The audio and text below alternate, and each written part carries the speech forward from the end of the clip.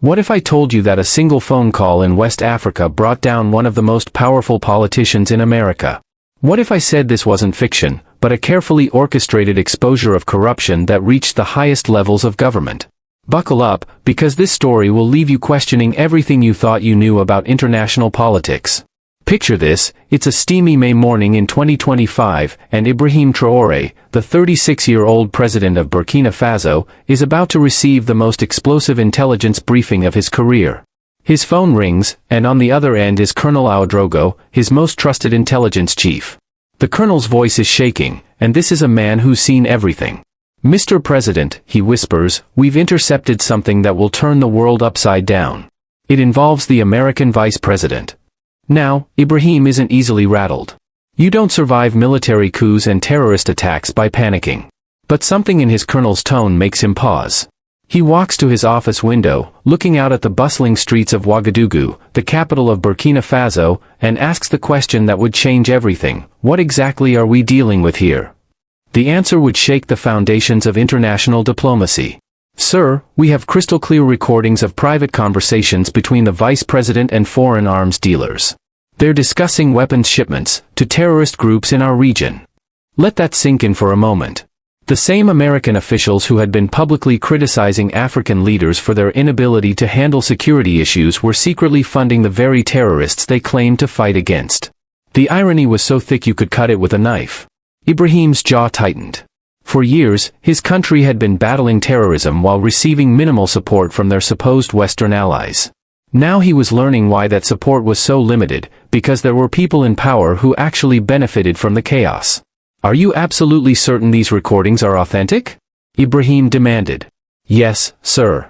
Our cyber intelligence unit has verified everything. The evidence is rock solid." This wasn't just about corruption anymore. This was about the deaths of thousands of innocent people. This was about a deliberate strategy to keep an entire region unstable for profit. Ibrahim immediately called an emergency cabinet meeting. As he prepared for what would become the most important meeting of his presidency, he reflected on the cruel irony of the situation. Western leaders constantly lectured Africa about corruption and good governance, yet here was undeniable proof of American complicity in the very terrorism that was destroying his homeland. His phone buzzed with a text from his wife, Ajara. "The children are asking when you'll be home. I told them Daddy is working to keep them safe." Ibrahim smiled grimly. Indeed, he was about to do exactly that, but in a way that would shock the entire world. An hour later, the presidential cabinet room was thick with tension. Top ministers gathered around the mahogany conference table, their faces grave. Colonel Ouedraogo entered with a secure laptop and several encrypted files that would soon make headlines around the globe. "Gentlemen," Ibrahim began, his voice steady despite the magnitude of what he was about to reveal, "what you're about to hear will fundamentally change our relationship with the United States." The colonel opened his laptop and played the first recording. The voice that filled the room was unmistakable. It belonged to the American vice president. "The African situation works perfectly in our favor," the voice said with chilling casualness. "The more unstable the Sahel becomes, the more dependent they are on our military contracts." A second voice, later identified as arms dealer Marcus Wheeler, responded, "Our friends in the terrorist groups are ready for the next shipment. They'll create enough chaos to justify increased American military presence." The foreign minister nearly dropped his coffee cup. "Mr. President, this is evidence of treason by the American vice president." Ibrahim nodded gravely. "There are 12 more recordings spanning 18 months. The vice president has been systematically orchestrating instability in our region to profit from arms sales and justify American military expansion." The defense minister leaned forward, his military training making him naturally skeptical. "Sir, how do we know this isn't disinformation? The Americans have sophisticated capabilities." Ibrahim's response would prove to be the key to everything that followed, because our intelligence comes from their own systems. A whistleblower inside the American government provided these recordings to expose the vice president's corruption. The room fell silent. Everyone understood the implications. This wasn't just about money or politics. This was about the systematic exploitation of an entire continent, paid for with the blood of innocent Africans. "What's our strategy, Mr. President?" asked the foreign minister. Ibrahim stood up, his military bearing evident. "We're going to expose this to the world, but we'll do it strategically. First, we contact our African allies. Then, we reach out to credible international media. Finally, we present the evidence in a way that cannot be dismissed or ignored. He paused, looking at each minister in turn. The vice president thinks Africa is his personal playground. Today, he learns that we are nobody's pawns. Within hours, Ibrahim's secure phone was buzzing with calls from across the continent. The president of Senegal was first to respond. Ibrahim, if this is true, it changes everything. Senegal stands with you completely. From Nigeria came equally strong support. Brother, we've lost too many soldiers fighting terrorism. If Americans are feeding the beast, the world must know. By evening, 15 African heads of state had joined a secure video conference from Ouagadougou. Ibrahim presented the evidence methodically, each recording more damning than the last. This recording from January shows the vice president coordinating with Wheeler to delay peace negotiations in Mali, Ibrahim explained. This one from March discusses using terrorist attacks to justify American military base expansion in Niger. The reaction was swift and unanimous. The president of the Democratic Republic of Congo summed it up perfectly: this is worse than colonial exploitation. They're literally profiting from our people's deaths. Meanwhile, in Washington, D.C., the American vice president was preparing for what he thought would be a routine cabinet meeting, completely unaware that his world was about to crumble. His press secretary briefed him on the day's schedule with typical Washington efficiency. Sir, you have the Defense Appropriations meeting at 2 p.m., then the African Policy Review at 4 p.m. The vice president, confident and dismissive, replied, the African thing is just routine. These people need constant hand-holding. What he didn't know was that his communications had been monitored for months by Dr. Sarah Chen, an NSA whistleblower who had grown disgusted with the corruption she witnessed daily. Her conscience could no longer bear the weight of American complicity in African terrorism. Back in Burkina Faso, Ibrahim was finalizing his strategy. We'll hold a live international press conference tomorrow at 3 p.m. local time. I want every major news network present. His communications director was already coordinating with international media. Mr. President, BBC, CNN, Al Jazeera, and France 24 have confirmed attendance. We'll have global coverage. Good, Ibrahim nodded. The vice president has treated Africa like his personal ATM. Tomorrow, the world learns the truth about American foreign policy in our region. The morning of May 20, 2025, dawned with unusual activity in Ouagadougou. International journalists were arriving at the airport while security teams prepared the presidential palace for what would become one of the most significant press conferences in modern history. Ibrahim stood in his private office, reviewing his presentation one final time. His aide entered with updates that would make any world leader nervous. Mr. President, we now have 89 international journalists confirmed, including correspondents from the New York Times, Washington Post, and Reuters. The BBC's Africa correspondent called this the most anticipated press conference in African history. The technical preparations were equally impressive. Everything is ready, sir. The audio files are verified, the documentation is prepared, and our cybersecurity experts are standing by to authenticate everything in real time. In Washington, the vice president was having a leisurely breakfast with his wife, completely oblivious to the approaching storm. Honey, I have that African policy meeting today, he said casually, scrolling through his phone. Should be routine. These small countries always need something. What he didn't realize was that his own intelligence services had been infiltrated by someone with a conscience. Dr. Sarah Chen had spent months documenting his illegal activities, and her moral courage was about to change the course of history. The solidarity among African leaders was unprecedented. The president of Nigeria had flown to Burkina Faso to show support in person. Ibrahim, what you're doing today will change the course of African history. We're tired of being treated like chess pieces in other people's games. Even more surprising was an unexpected call from former President Barack Obama. Mr. President Traoré, I've been briefed on your evidence. If it's authentic, know that not all Americans support this corruption. Ibrahim was genuinely moved. Thank you, Mr. Obama. This isn't about America versus Africa. It's about truth versus lies. At exactly 3 p.m. Ouagadougou time, Ibrahim walked into the packed press conference room. The atmosphere was electric, with journalists from 45 countries present. Camera flashes illuminated the presidential seal as Ibrahim approached the podium. Ladies and gentlemen of the international press, he began, his voice carrying the authority of someone who had survived military coups and terrorist attacks. Today I present evidence that will shock the world about American foreign policy in Africa. He gestured to a large screen behind him. For 18 months, the American vice president has been secretly coordinating with arms dealers to fuel terrorism in the Sahel region. This isn't speculation. This is documented fact. The first audio recording played through the speakers. The vice president's voice was crystal clear. The beauty of the African strategy is that chaos creates dependency. The more unstable they become, the more they need our military solutions. Gasps echoed through the room. Veteran journalists who had covered wars and political scandals looked genuinely shocked. This wasn't just another political controversy, this was evidence of systematic betrayal at the highest levels. Ibrahim continued methodically, playing recording after recording. Each one revealed deeper levels of corruption and cynicism that would have been unbelievable in fiction. In this conversation from February, Ibrahim explained, the vice president discusses delaying humanitarian aid to maximize the impact of terrorist attacks.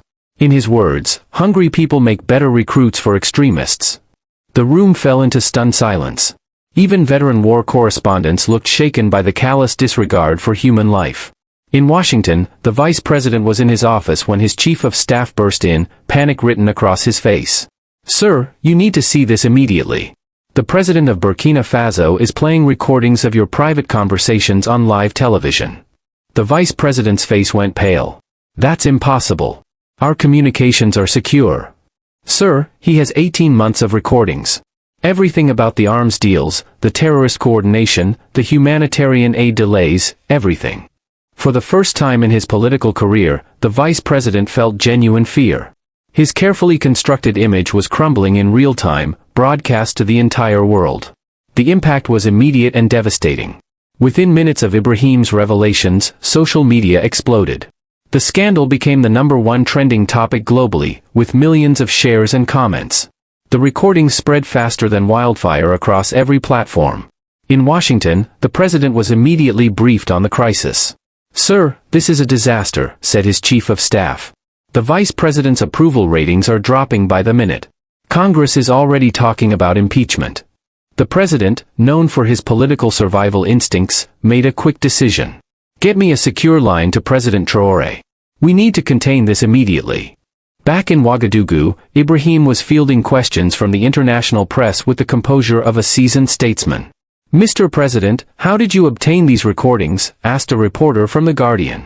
A courageous American whistleblower, Dr. Sarah Chen from the NSA, provided them. She could no longer watch her government profit from African suffering. The mention of an NSA whistleblower sent shockwaves through the intelligence community. This wasn't just an African expose, this was an American insider bringing down the system from within. European leaders were quick to respond. The French president tweeted, "If these allegations are true, France stands with our African partners. Corruption in foreign policy is unacceptable." The German chancellor called for an immediate investigation. In London, the prime minister demanded answers from the American ambassador. But the most powerful reaction came from within America itself. Senator Bernie Sanders held an emergency press conference. "If these recordings are authentic, the vice president has committed treason against American values and humanity itself." The Democratic Party leadership, sensing opportunity, immediately called for the vice president's resignation. The House Speaker announced the formation of a special investigative committee. By evening, protests had erupted outside the White House. Americans were horrified to learn that their government was potentially funding the very terrorism they claimed to fight against. The morning after Ibrahim's explosive revelations, the political landscape had shifted dramatically. The vice president's approval ratings had plummeted to 12%, the lowest ever recorded for a sitting vice president. In Congress, both Republican and Democratic leaders were distancing themselves from him.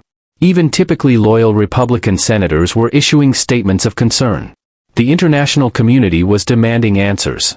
The UN Secretary General called an emergency Security Council session. The African Union announced the suspension of all military cooperation agreements with the United States, pending a full investigation. The NSA whistleblower, Dr. Sarah Chen, had gone into hiding, but her lawyer released a statement that would resonate around the world. Dr. Chen acted out of conscience. She witnessed systematic corruption that was costing innocent lives and could no longer remain silent. The FBI launched a manhunt for her, but civil rights groups were calling her a hero. The moral complexity of the situation was striking. An American patriot was being hunted by her own government for exposing American crimes. The evidence was overwhelming. Bank records showed millions of dollars flowing from American defense companies to offshore accounts linked to terrorist groups. Communications revealed a systematic plan to destabilize the Sahel region for profit. When Dr. Chen finally agreed to testify before Congress via secure video link, her words were devastating. "I have over 200 hours of recordings. This conspiracy goes to the highest levels of government." The vice president was fighting for his political life, but the evidence was too clear. In one recording, he explicitly stated, "The more chaos we create, the more weapons we sell. It's a perfect business model." Public opinion had turned decisively against him. A poll showed that 78% of Americans believed he should resign immediately. Protests continued daily outside the White House and the vice president's residence. The final blow came when his own former chief of staff agreed to cooperate with investigators. "I can no longer defend actions that I know to be criminal," he testified before Congress. The vice president knowingly funded terrorism for personal and political gain. Facing mounting pressure and devastating poll numbers, the president finally made the inevitable decision. In a televised address to the nation, he announced, "I am asking for the resignation of the vice president, effective immediately. The evidence presented against him is too serious to ignore." The resignation letter was brief and unrepentant. "I resign from the office of Vice President of the United States, effective immediately. I maintain my innocence but recognize that my continued service would be detrimental to the country." The resignation didn't end the legal troubles. Federal prosecutors immediately announced criminal charges, including conspiracy, arms trafficking, and terrorism financing. The trial would become the biggest political scandal in American history. In Africa, the reaction was mixed. While there was satisfaction that justice was being served, the damage to American credibility was severe. The president of Senegal summed up the continental mood, "This vindication is bittersweet. How many lives were lost because of this corruption?" Ibrahim, meanwhile, was already looking forward. "We've exposed the truth," he told his cabinet. "Now we must build a better future for Africa." The international community rallied around the young Burkinabe president. The Nobel Peace Prize Committee announced he was under consideration for his role in exposing the conspiracy. European leaders were lining up to visit Ouagadougou, eager to establish new partnerships. 6 months later, the world had indeed changed. The former vice president was serving a 25-year sentence in federal prison, convicted on all charges. The trial had revealed the full extent of the corruption, implicating dozens of officials and defense contractors. The new president had appointed a different vice president and was working to rebuild America's credibility in Africa. His first official act was a formal apology to the African continent, delivered in person during a state visit to Burkina Faso. "President Traoré," he said during the ceremony in Ouagadougou, "your courage in exposing this corruption has made both our nations stronger. America is committed to being a true partner to Africa." Ibrahim, now 37 and recognized as one of the world's most influential leaders, accepted the apology with characteristic dignity. "Mr. President, this was never about America versus Africa. It was about truth versus lies, justice versus corruption." The impact had been profound. American foreign policy in Africa was completely restructured, with new oversight mechanisms and transparency requirements. The defense contractors involved in the conspiracy were dismantled, their assets redistributed to African development projects. Dr. Sarah Chen had been granted asylum in Switzerland and was writing a book about her experience. "Ibrahim Traoré saved my conscience," she said in interviews. "He showed the world that truth matters more than power." In Burkina Faso, the changes were remarkable. The country had become a model of good governance and regional stability. International investment poured in, infrastructure was booming, and terrorism in the Sahel had declined dramatically without American interference. Ibrahim's story had inspired a new generation of African leaders, proving that the continent could defend itself with intelligence, courage, and moral clarity. The Nobel Peace Prize Committee awarded him the honor, recognizing his extraordinary courage in exposing international corruption. At 37, Ibrahim Traoré had become the youngest recipient in the award's history. But he remained humble, telling his children one evening, "We simply did what was right. Sometimes standing up to powerful people is the only way to protect the innocent." This story shows us that courage can come from the most unexpected places, that truth has a power that transcends borders, and that sometimes it takes someone willing to risk everything to expose the systems that exploit the innocent. What started as a phone call in West Africa ended up changing the course of international relations. It proved that in our interconnected world, secrets don't stay secret forever, and that moral courage can still triumph over political corruption. The next time you hear about international conflicts or foreign policy decisions, remember this story. Ask yourself, who benefits from instability? Who profits from chaos? And most importantly, are there people with the courage to speak truth to power when it matters most? If this story opened your eyes to the complex realities of international politics, hit that like button and subscribe for more stories that challenge what you think you know about our world. And remember, sometimes the most powerful weapon against corruption isn't military might or economic leverage. Sometimes it's simply the courage to tell the truth.